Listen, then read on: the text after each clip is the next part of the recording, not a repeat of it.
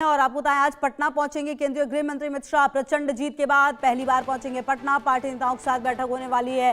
गृह मंत्री की नीतीश कुमार से भी मिल सकते हैं अमित शाह। कल नई सरकार के शपथ ग्रहण समारोह में भी होंगे शामिल।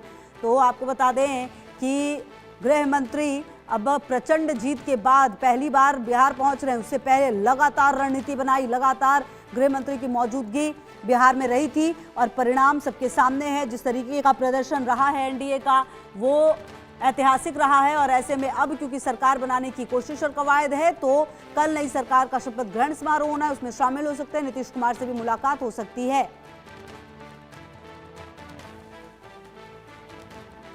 तो आज पटना पहुंचेंगे गृह मंत्री अमित शाह प्रचंड जीत के बाद।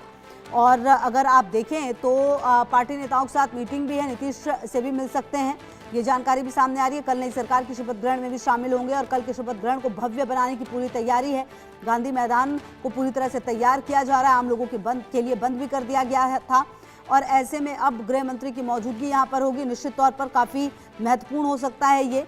और जब शैलेंद्र की भी मौजूदगी हमारे साथ है। शैलेंद्र, गृह मंत्री की मौजूदगी लगातार पिछले दिनों बिहार में थी, परिणाम सबके सामने है। जिस तरह की प्रचंड जीत मिली है उसके बाद अब गृह मंत्री का यहां पर पहुंचना और नीतीश कुमार से भी मिलेंगे, कल नई सरकार के शपथ ग्रहण समारोह में भी शामिल होंगे। क्या कुछ कार्यक्रम हो सकता है आज? देखिए साहब, तो जब गृह मंत्री आते हैं तो जो संगठन है, संगठन पर उनका सब पार्टी नेताओं से मिलेंगे और उस आप रहिए हमारे साथ शैलेंद्र, हम आते हैं आपके पास। और इसी बीच अपने दर्शकों को हम बता दें कि कल नई सरकार के शपथ ग्रहण समारोह में शामिल होंगे। प्रचंड जीत के बाद पहली बार पटना पहुंचने वाले हैं और निश्चित तौर पर काफ़ी महत्वपूर्ण हो सकता है पीएम का यहां पर पहुंचना। और आप समझ सकते हैं कि जिस तरीके से माफ़ कीजिए गृह मंत्री की मौजूदगी लगातार रही थी, जिस तरह की रणनीति उन्होंने बनाई उसके फलस्वरूप देखिए जीत किस तरह की मिली है एनडीए को। ये किसी से छुपा नहीं। बिहार में जिस तरह से एक तरह से सुनामी एनडीए लेकर आई और अब यहां पर सरकार बनानी है तो नीतीश कुमार से भी मुलाकात हो सकती है। और जगह जगह पर पोस्टर बैनर्स जो हैं वो लग गए हैं। गांधी मैदान में कल शपथ ग्रहण समारोह होना है और उससे पहले गृह मंत्री की मौजूदगी पटना में होने वाली है और निश्चित तौर पर काफ़ी महत्वपूर्ण हो सकता है यहाँ पर गृह मंत्री का जाना। और कहीं ना कहीं देखिए जो अब सवाल ये उठता है कि कौन से दल कितने मंत्री रखेंगे, ये तमाम चीज़ें होंगी। जो उप मुख्यमंत्री हैं वो कौन बन सकते हैं, ये तमाम नाम जिन पर मुहर लगेगी। और कहीं ना कहीं जो फॉर्मूला है वो अब तय हो चुका है लगभग। कहा जा रहा है कि 6 विधायकों पर 1 मंत्री। तो इस हिसाब से जो देखना ये है कि नीतीश कुमार और साथ ही साथ जो जेडीयू है उसके कितने जो विधायक है वो मंत्री पद की शपथ लेंगे, वो कौन कौन से होंगे विधायक जो मंत्री पद की शपथ लेंगे, रिपीट कितनों को किया जाएगा, ये तमाम चीजें होंगी। और कहीं ना कहीं अब देखिए उम्मीदें काफी ज्यादा है। शैलेंद्र की भी मौजूदगी लगातार हमारे साथ है। शैलेंद्र, देखिए कुल मिलाकर अब ये तो तय है एनडीए में सब कुछ लगभग तय हो चुका है कि मुख्यमंत्री नीतीश कुमार बनेंगे, फिर कौन उप मुख्यमंत्री बनेगा, कितने पद किस दल को दिए जाएंगे मंत्री पद के, ये तमाम चीजें डिस्कशन का विषय थी। शायद इन सब पर मुहर हो चुकी है। अब गृह मंत्री की मौजूदगी नीतीश कुमार से भी मिल सकते हैं, क्या कुछ जानकारी?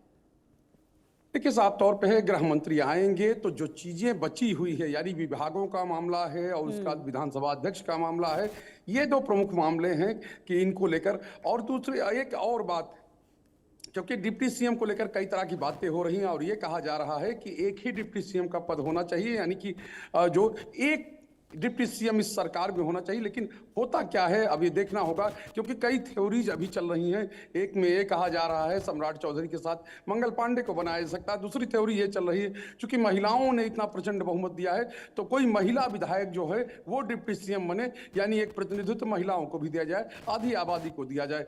अभी ये चल रहा है, अभी ये बातें हो रही हैं। दूसरी बात ये है कि जो जेडीयू है, जेडीयू की ओर से ये कहा गया है कि एक ही अगर पद रहे यानी एक ही डिप्टी सीएम रहे तो अच्छा रहेगा।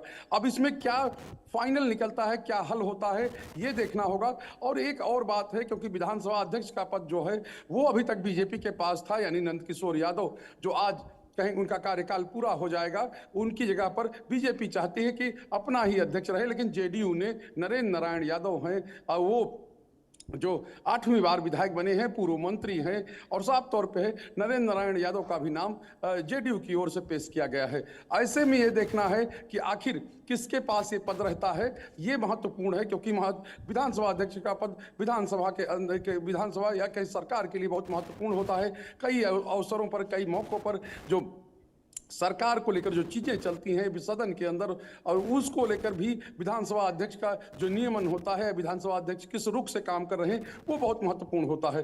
विशेष बात यह है जेडीयू और बीजेपी की लगभग बराबर सीटें आई, कुछ सीटों का अंतर है। ऐसे में जेडीयू की ओर से एक आशंका है कि कहीं बीच में कुछ गड़बड़ नहीं हो, इसीलिए विधानसभा अध्यक्ष का पद वो चाहती है। अब साफ तौर पर है, जब केंद्रीय गृह मंत्री आएंगे तो पद को लेकर क्या बात होती है, किस तरह से इस मामले को सुलझाया जाता है, ये भी देखना होगा। और चूंकि विधानसभा अध्यक्ष की बात हो गई और डिप्टी सीएम को लेकर भी क्या फैसला होता वो भी देखना होगा, क्योंकि ये साफ तौर पर निकल कर आ रहा है कि जेडीयू चाह रही है कि एक ही डिप्टी सीएम जो है वो राज्य में रहे, क्योंकि पिछली बार जेडीयू के पास कम विधायक थे, यानी 43 विधायक थे, लेकिन अब ऐसी स्थिति नहीं है। जो लगभग दुगनी संख्या में है और बीजेपी के आसपास है, तो वो अपनी शर्तों और अपनी मांगों को लेकर वो मांगे जो है वो सहयोगी गठबंधन के सामने रख रहा है, और साफ तौर पे है कि इस पर भी फैसला हो जाएगा। तो ये चीजें हैं, ये अभी चल रहा है बिहार में। और चूंकि मंत्रालय किसके पास कौन से रहेंगे, पिछली बार की स्थिति थी कि बीजेपी के ज्यादा मंत्री थे, 18 मंत्री बीजेपी के थे, 13 मंत्री जो है वो जेडीयू की ओर से थे। लेकिन अब ये माना जा रहा है लगभग समान, यानी 1-2 का अंतर हो सकता है, 16 उसके हो सकते हैं तो 15 उसके हो सकते हैं, यानी कि हो सकता है 2 पद खाली रखे जाए, तो एक बीजेपी कोटे का पद खाली रहे और एक जेडीयू कोटे का पद खाली रहे, 34 मंत्री बनाए जाए, जिसमें 15 और 14 का आंकड़ा आएगा।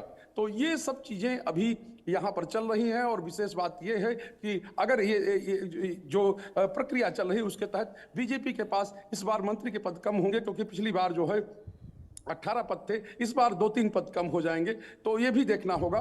तो कहें कि आज जब केंद्रीय गृह मंत्री शाम को आएंगे तो उनकी मुलाकात जो है मुख्यमंत्री नीतीश कुमार से होगी। इसके अलावा बैठकों का दौर भी चलेगा, क्योंकि वो जब आते हैं तो संगठन के लोगों से मिलते हैं, संगठन में क्या चल रहा है उस पर बात करते हैं। चूंकि प्रचंड जीत मिली है, इसके बाद किस तरह से आगे बढ़ना है, किस तरह से सरकार चलानी है, और बिहार को लेकर जो वादे किए गए हैं, यानी बिहार सरकार ने जो वादे किए हैं, एनडीए ने जो वादे किए हैं, उनको कैसे पूरा करना है, इस दिशा में भी तेजी से काम होगा। क्योंकि साफ तौर पे अब जो एक नारा दिया गया था, अब विकसित होगा बिहार, क्योंकि इससे पहले यह था कि रफ्तार पकड़ चुका है बिहार, फिर से एनडीए सरकार, ये चुनाव का नारा था, लेकिन अब ये कहा जा रहा है अब विकसित होगा बिहार। तो ये कह सकते हैं बिहार का जनता का आभार भी जताया जा रहा है और बिहार को विकसित करने की बात भी हो रही है। अगर विकसित बिहार को देखना है तो जाहिर सी बात है बिहार में हर क्षेत्र में बड़े पैमाने पर काम करना होगा, और उसमें सबसे विशेष ये है कि यहाँ पर